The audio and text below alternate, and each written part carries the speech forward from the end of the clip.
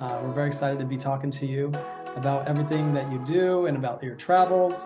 And if you Thank you. want, you please introduce yourself to those that are listening. Well, thank you so much for having me. I really appreciate it. My name is Sonia Elsie. I am 24 years old and I work as a live streamer. I make ASMR content and also vegan content.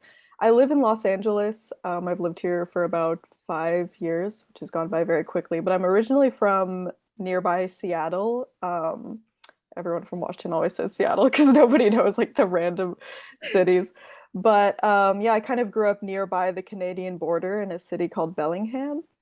And I've been traveling since I was old enough to be in a baby seat, pretty much. So So I jealous. am a big fan of traveling. Yes. As you know, we started these outdoor activities, these events for our Mhm. company, and you participated in a few of them, which we're very Yes. grateful for. And we, want to hear about your experience with traveling and your relationship with travel, what you've done in the past, what you're doing now, and what you Mhm. plan on doing in the future, and how it all relates to who you are and your business. Oh, that's a good one. Well, first of all, I love the events that you guys have thrown. They've been so much fun, and I just love how adventurous you guys are. Like, you guys are such a good couple in that way, because I can see that you guys are Oh, both so passionate about living life and experiencing things, and I think that that's really cool and beautiful. thank And you. also giving back to the community, like not just Yeah, seeing what you can take from somewhere, but what you can give back and how you can help make a place better and more vibrant. I love that about you guys and your company. thank you. But yeah, I have been traveling since I was a few months old. Obviously, I don't remember, but my dad would tell me about how different stories of when I would fly to Japan and fly to China. And he was a commercial fisherman and also worked with a bunch of different marketing companies. So he was traveling a lot. And in university, my dad studied Chinese. I believe it was based on a dare or a bet with one of his friends. He was like, dude, what if I sign up for Chinese? And just this language is super hard. Let's do it.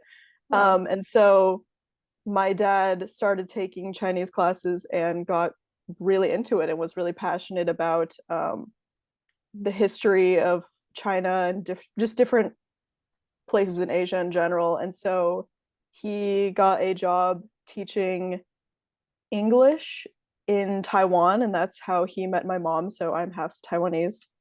Yeah. So when I was younger, traveled there a lot, and it was a really cool opportunity. And I'm really grateful for that because I think it taught me just a lot about the world today, and it taught me how to be humble and just taught me to be respectful of everybody's cultures. You know, we can all coexist and believe different things and live life differently and still be respectful and kind and appreciative of all the beauty that the different cultures of the world bring.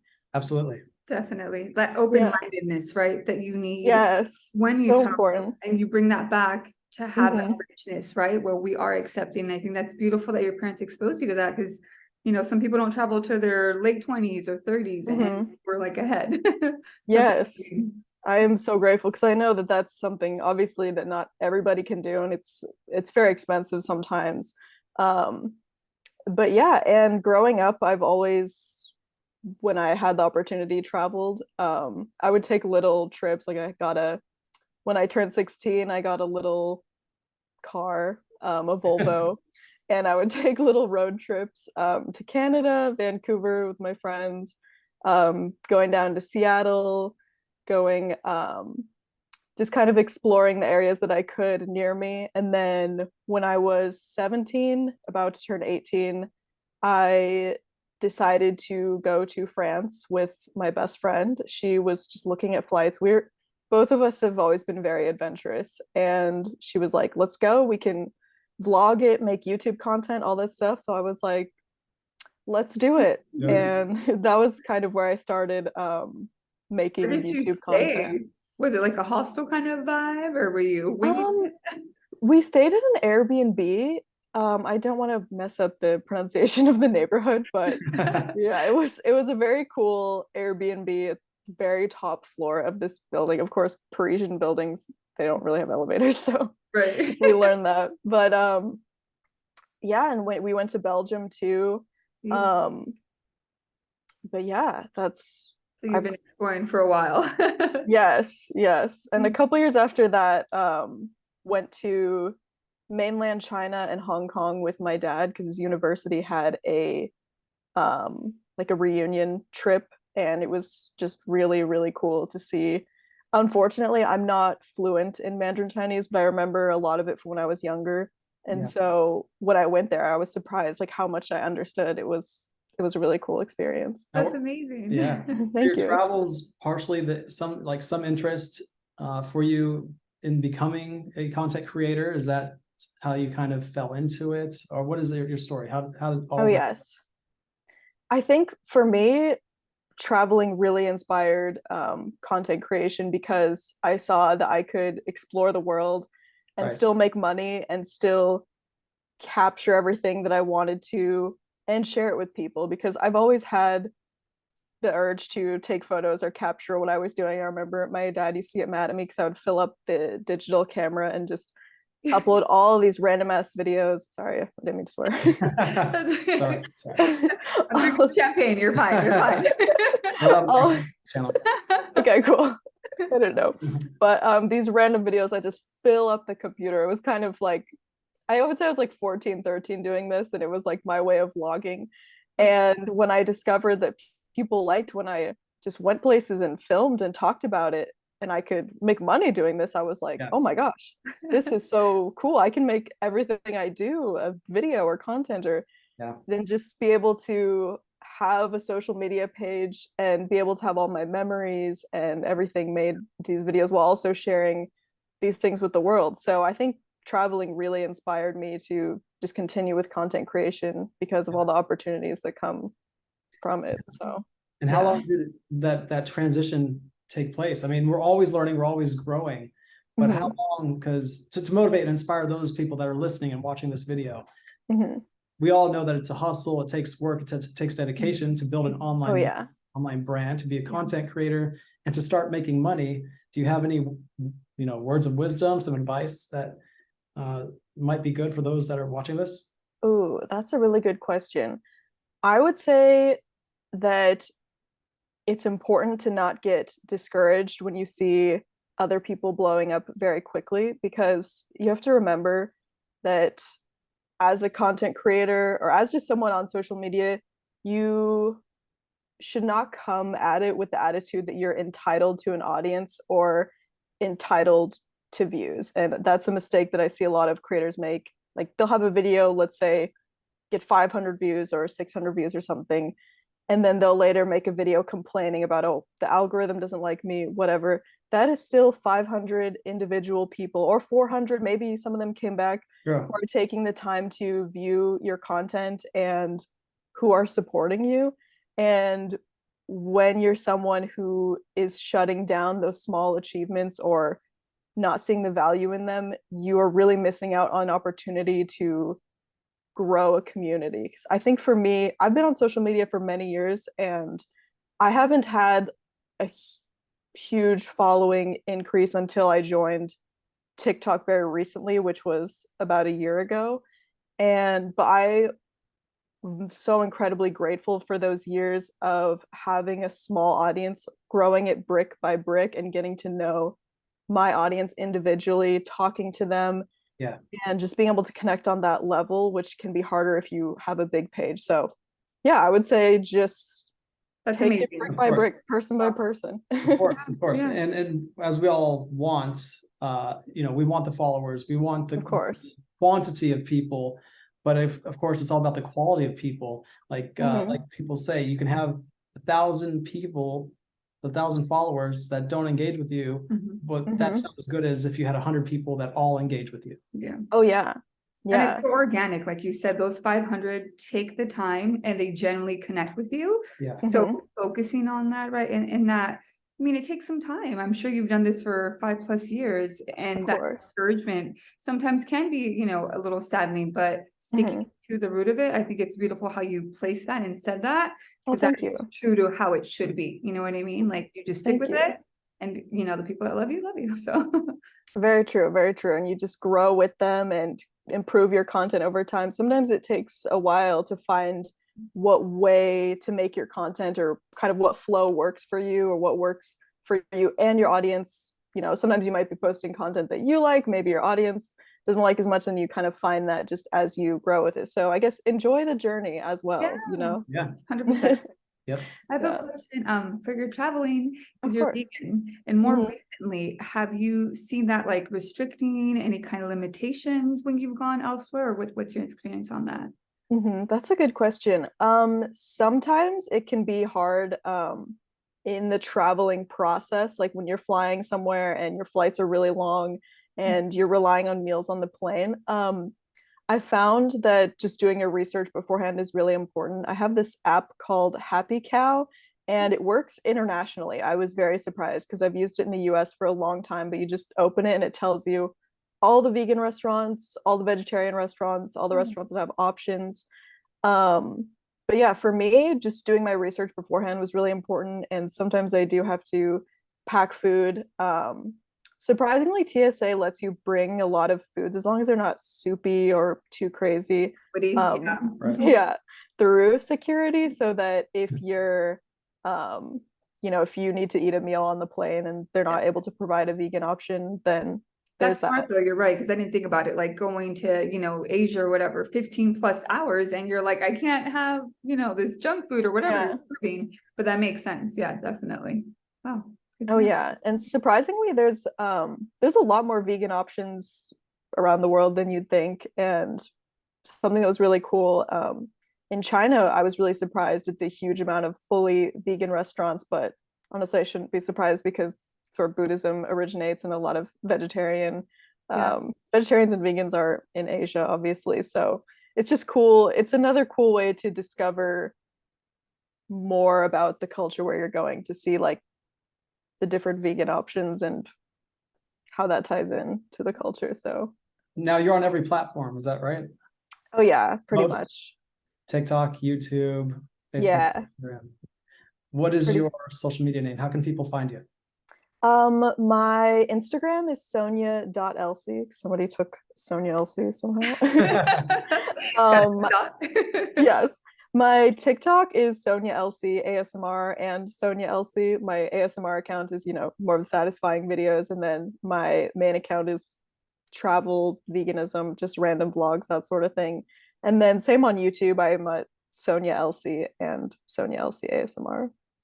Great, Nice. great. Yeah. Follow, subscribe. Yes, Yeah, thank you. I appreciate it. Question for you on your ASMR, because it's calming and soothing. Have you considered incorporating like some that would be geared to like the traveler that gets anxiety? And you know, because Mm. I'm that traveler, I Oh, really yeah. have like a routine. Is there anything like that that you think you'd want to incorporate with your Oh, yeah, that's a really good idea. I haven't done any videos that are specific to traveling anxiety, but I have done a lot of videos and just incorporated in my stream affirmations and things dedicated to people who just have general anxiety, because me too, I get a huge amount of anxiety before, like, even just going to the airport. I'm just thinking about all the I do different too. things. And Yeah, so many yeah, people. You're like, what's happening? Where are we Yeah. going? yeah, but that's a good idea. How do you guys deal with that, or what's your experience with travel Um, anxiety? Because it's cool that you guys have overcome it. You have your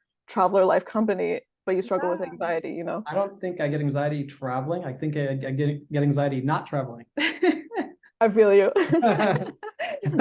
Stuck in one place too long. So to backtrack a little bit, what can you explain to us what ASMR is? Oh yeah, Oh, yeah. that, yeah. ASMR stands for Autonomous Sensory Meridian Response, and it's the name for the tingly feeling that a lot of people get when they're very relaxed. Um, have you guys ever experienced that, do you think? Or But yes, yes, yeah, 100%. Yeah. cool. Little But fluffy kind of feeling. yeah, or like if you get your hair cut or you listen to a song and like you just get those goosebumps. That's Yes. kind of what that is. And so ASMR videos and live streams are meant to trigger that feeling. So a lot of times they don't for everybody. Like a lot of, for example, satisfying like sand cutting videos or whatever, those don't really give me the tingles, but I like to watch them. They're, satisfying. Yeah. But yeah, that's basically what it is, and that's what my videos are. A lot of whispering too, a lot of different triggers, I guess, are the name for the things that can cause the tingles. It's a little hard to explain, but Now, yeah. when I study That sounds or when I'm trying to relax and stuff, we Mhm. listen to binaural beats. Mm. Saying it right? Yeah, I know. Binaural beats. Mhm. And I think it's so soothing and relaxing. It helps me. Mhm. It helps me study. Just as background noise. Would that fit Yes. to the category of ASMR?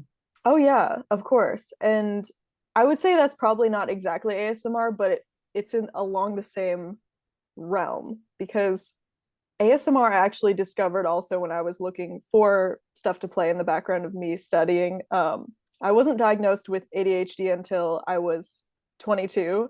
But in school and stuff, I always had trouble focusing, and just playing something in the background really helped me so much. So ASMR has been a huge part of that.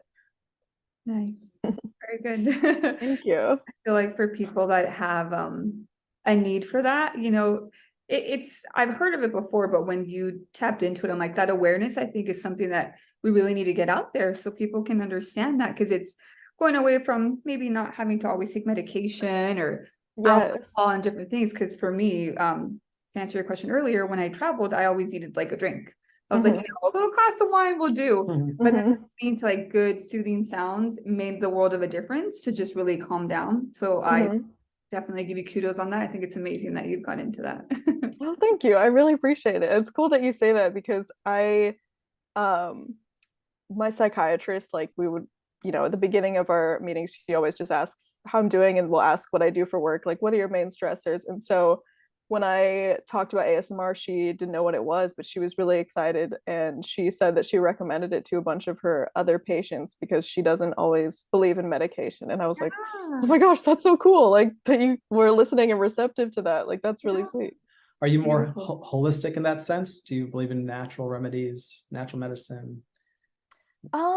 That is a good question. I would say that I definitely, I don't know, I would say that I'm 50-50 with that. I definitely agree with medication is not always the route to go down, but I also believe that medication can be such a big help, and to not shut it out completely, you know?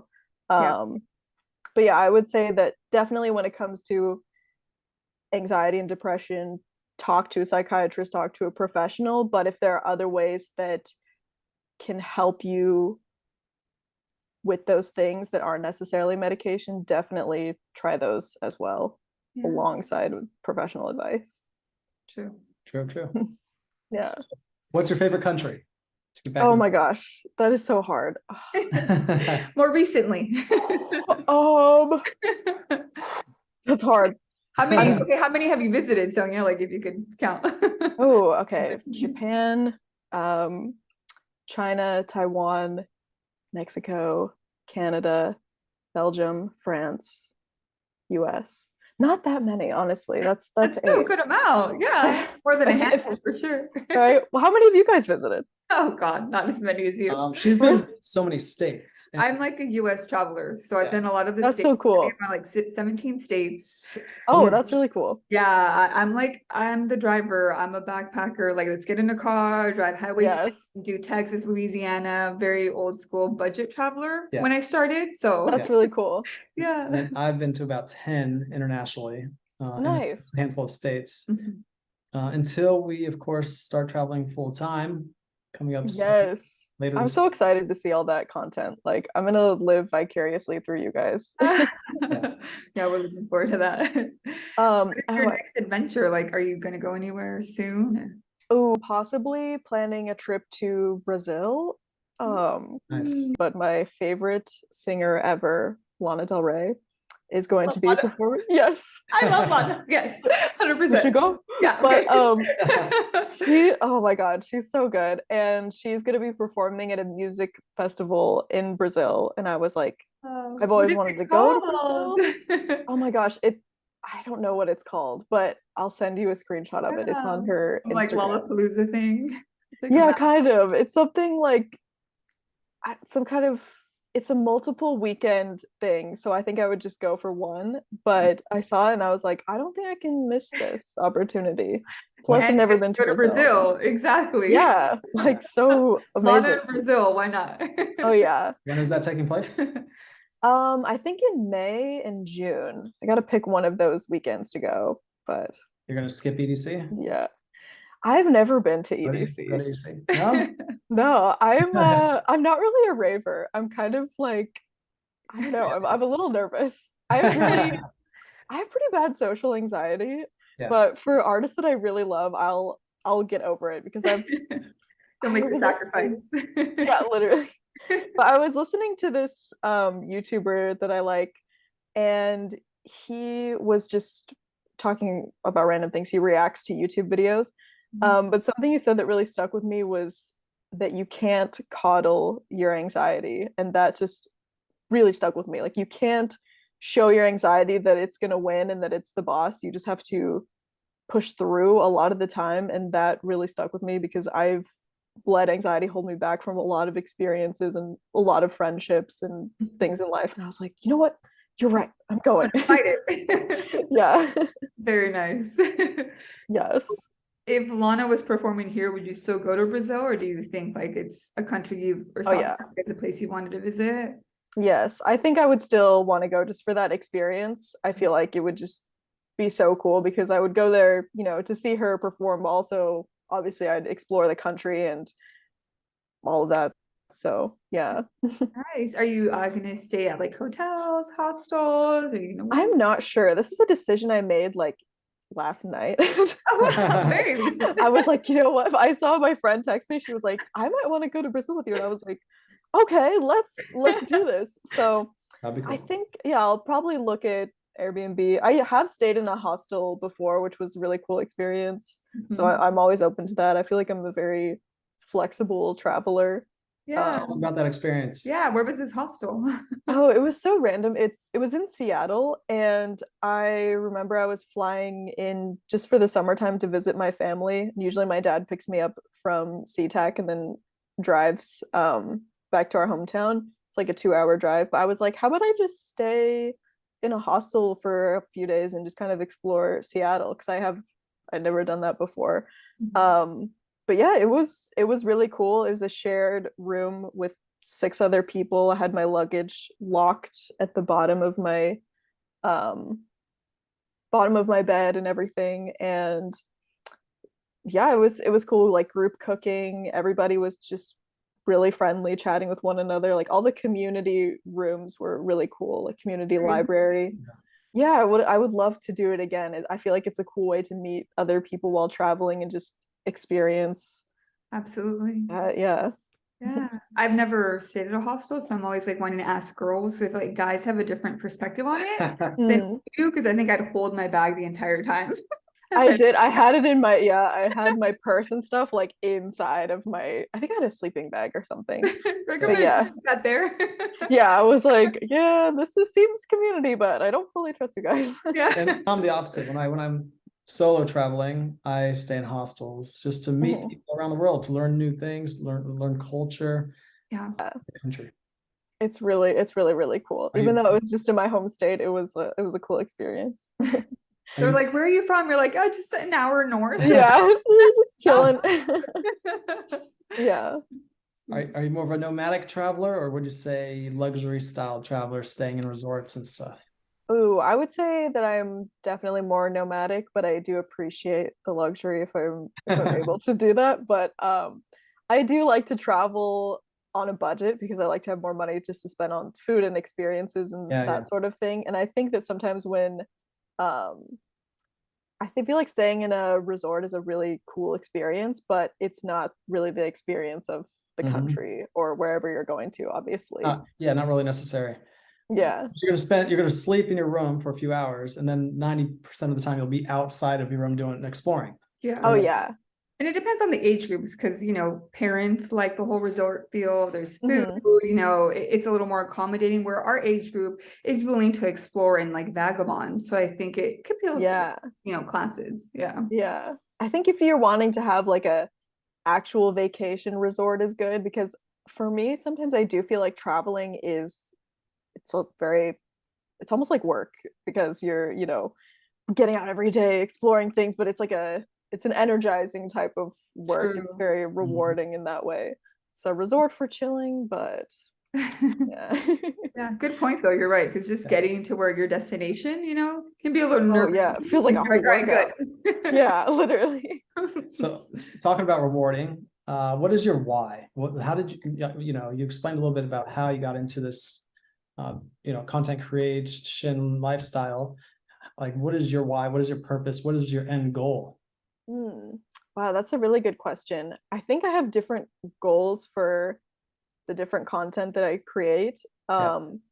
But I guess the main goal is just to be happy and to be able to build a stable life while also doing something that I love and building a stable life for my future family, for my cat, and really to make my dad proud, honestly. Like he's a big reason. I remember when I was really young, maybe like I don't know, like 10 or 11, and he was talking to me about different professions and what I could do. He's like, you know, have you thought about being a doctor?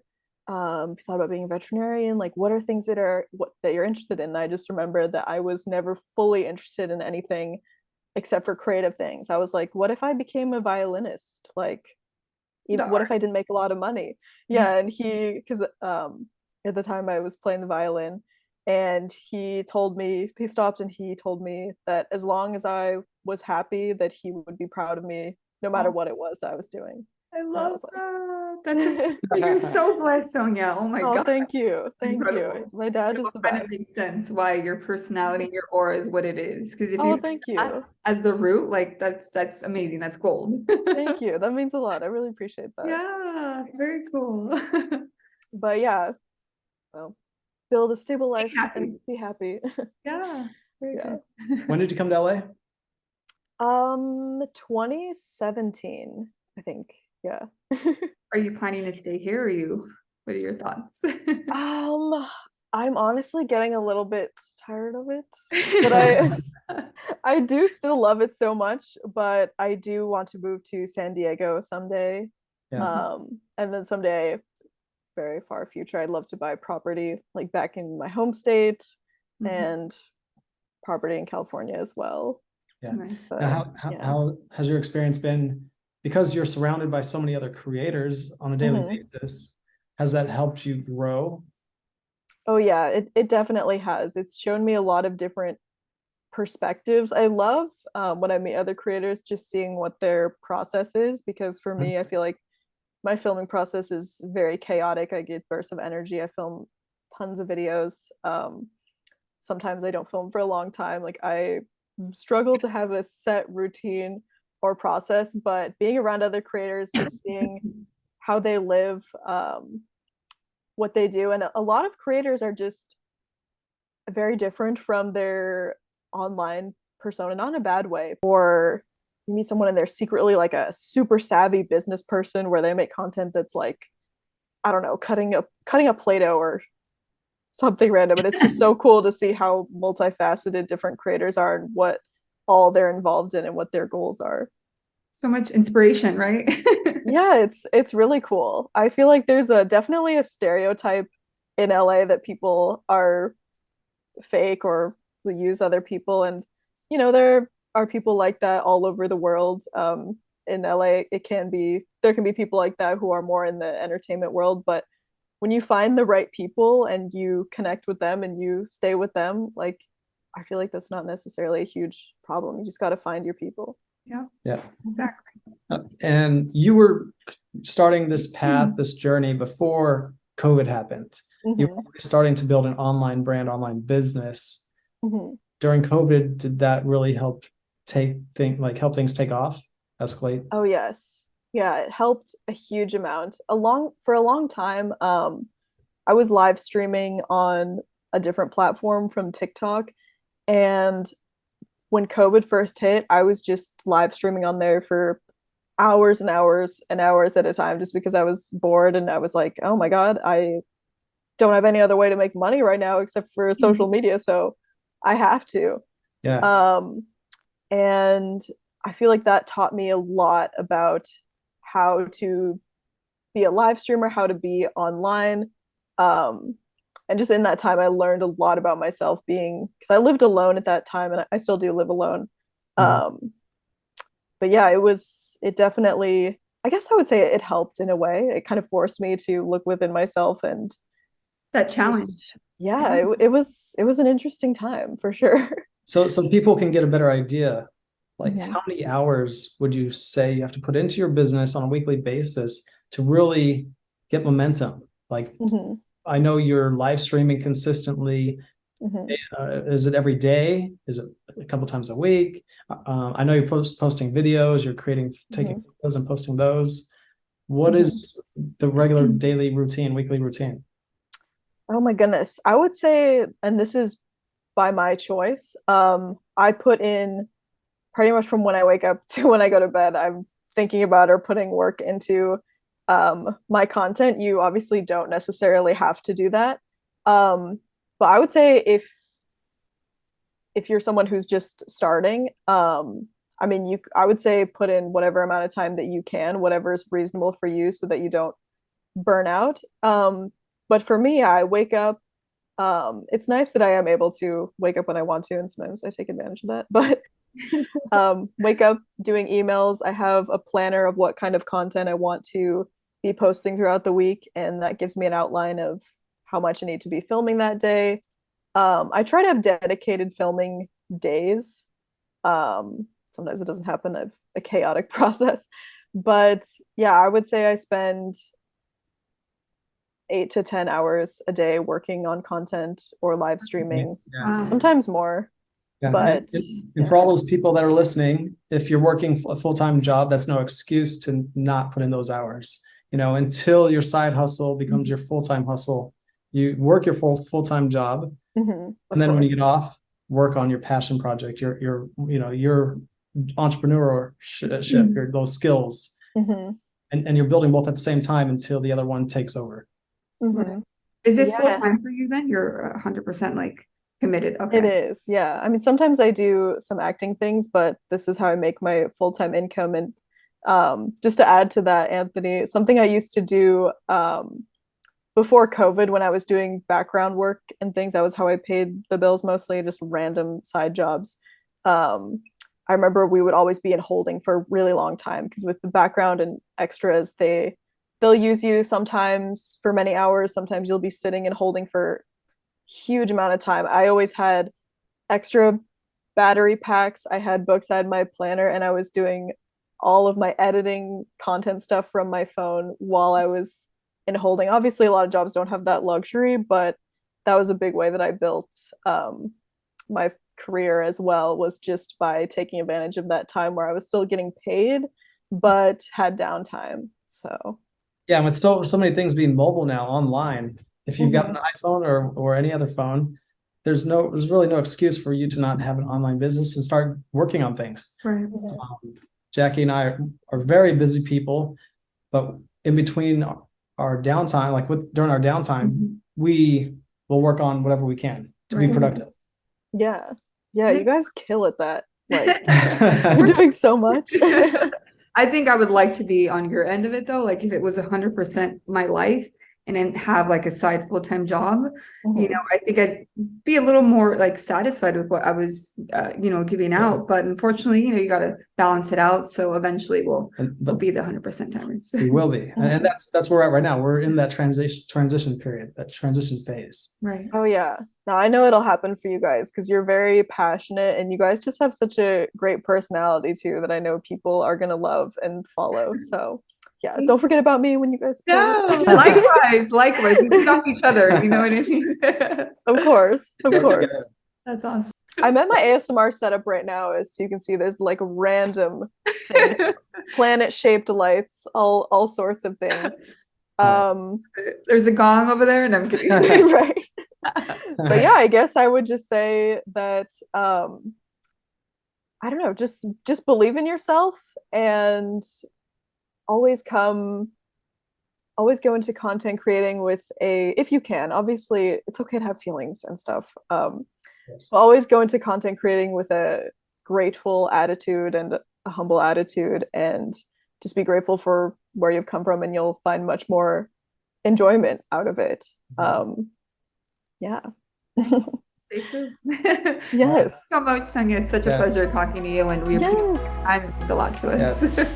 Oh, thank you for having me. I appreciate it. Sonia Elsie, everybody, please look her up, give her a follow. Follow her. And, Oh yeah. see you all on the next show. Yeah. We'll see you soon. Take care. Bye. Bye.